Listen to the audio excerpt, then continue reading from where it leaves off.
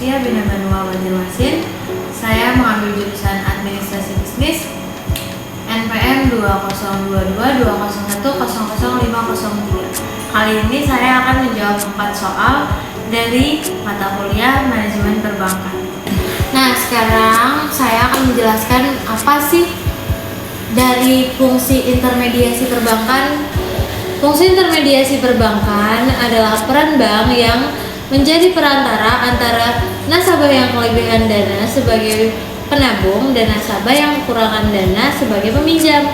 Nah, di sini bank berperan sebagai perantara yang mengumpulkan dana dari nasabah yang memiliki banyak dana dan akan menyalurkan kepada nasabah yang membutuhkan dana untuk modal usaha, untuk modal investasi dan segala macamnya. Nah, fungsi ini sangat penting loh untuk mendorong pertumbuhan perekonomian Indonesia karena mendukung pertumbuhan aliran dana dari surplus ke defisit. Nah, soal nomor 2 adalah perbedaan antara cek dan biliet giro beserta resikonya. Yang pertama adalah cek. Cek itu adalah surat perintah yang diserahkan nasabah kepada bank untuk menarikan dana dari rekening nasabah kepada pemegang cek tersebut.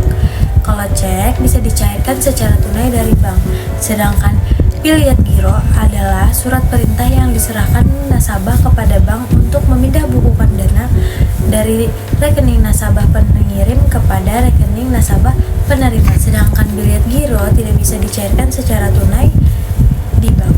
Adapun resikonya ialah adanya cek kosong yang dikarenakan saldo yang tidak mencukupi. Yang kedua, adanya pemalsuan cek maupun biliet giro. Yang ketiga, adanya penolakan dari bank dikarenakan ada syarat yang tidak terpenuhi. Dan yang keempat, keterlambatan pencairan atau pemindahan dana dari pengirim ke penerima. Soal yang ketiga adalah perbedaan antara kredit konsumtif dan kredit produktif, di mana kredit konsumtif adalah kredit yang digunakan untuk kebutuhan pribadi ataupun gaya hidup seperti membeli rumah, membeli mobil, membeli motor, ataupun membeli barang elektronik lainnya.